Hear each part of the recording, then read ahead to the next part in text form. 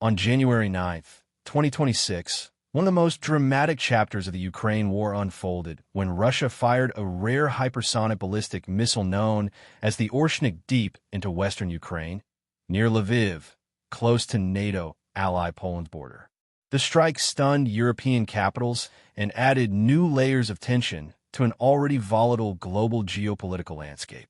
The Oreshnik, whose Russian name means hazel tree, is a new intermediate-range hypersonic ballistic missile that Moscow has touted as nearly impossible to intercept due to speeds exceeding Mach 10 and advanced multiple warhead capabilities.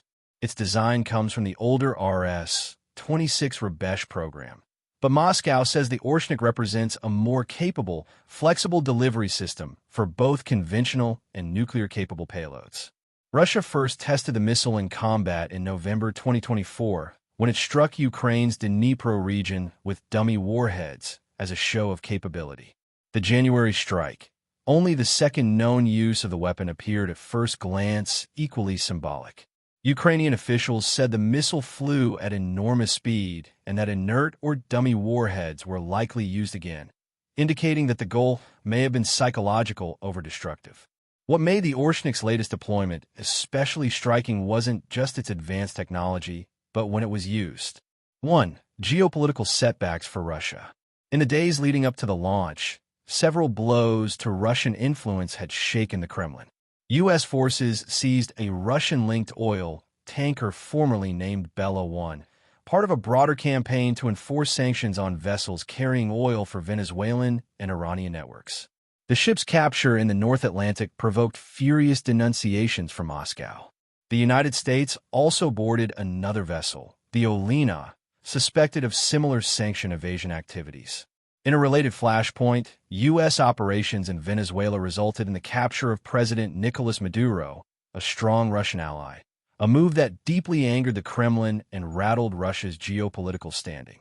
Analysts link the timing of the Oreshnik launch to a broader Russian effort to counter perceived international isolation and Project Strength despite these diplomatic setbacks. The use of such an advanced missile at a moment of strategic discomfort suggests a Russian leadership keen to signal power, deterrence, and resistance. 2. Peace talks under strain.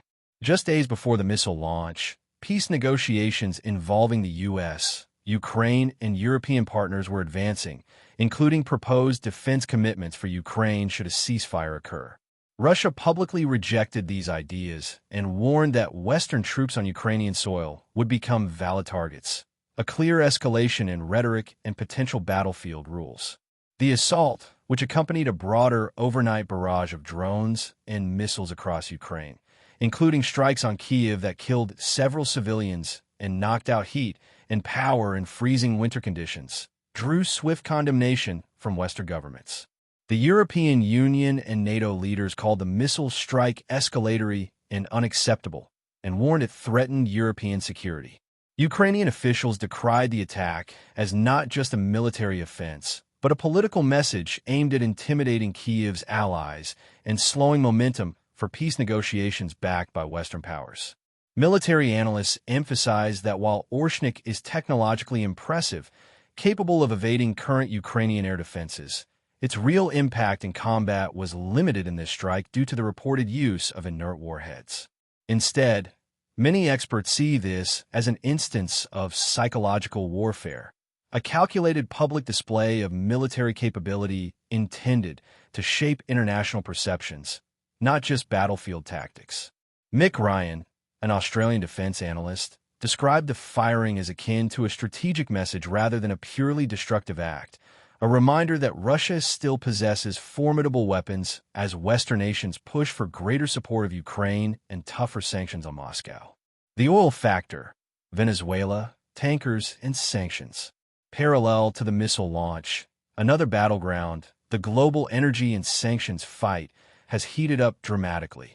Russia's oil exports are a cornerstone of its wartime economy, and Western nations have increasingly targeted the complex network of tankers that shuttle sanctioned oil through convoluted routes, often dubbed the Shadow Fleet. The U.S. naval interception of hostile tankers linked to Russia and Venezuela underscores how the energy war has spilled into international waters, with major implications. Disrupting Russian oil revenues at a time when attacks by Ukraine have already damaged parts of Russia's energy infrastructure and squeezed export flows. Tightening sanctions enforcement, challenging Moscow's ability to bypass restrictions and maintain hard currency flows that fuel its war machine. Provoking diplomatic backlash, with Moscow condemning U.S. actions as violations of maritime law and portraying them as broader Western aggression. These developments suggest that energy, war, and geopolitics are now deeply entwined, each influencing how nations calculate risk and response in the current conflict. What this means going forward. The Oreshnik's deployment and its timing reveal a war in its fourth year that is far from contained, where advanced weaponry, economic warfare, and global political pressure campaigns intersect. Russia appears intent on leveraging both military spectacle and strategic signaling to pressure its adversaries and shore up its own geopolitical relevance. Western powers face the complex task of deterring escalation while managing sanctions enforcement, supporting Ukraine's defense, and navigating broader global tensions, from the Black Sea to the Caribbean and beyond. If there's one thing clear after this latest strike, the war in Ukraine has become a truly global contest with ripple effects reaching every corner of international security and diplomacy.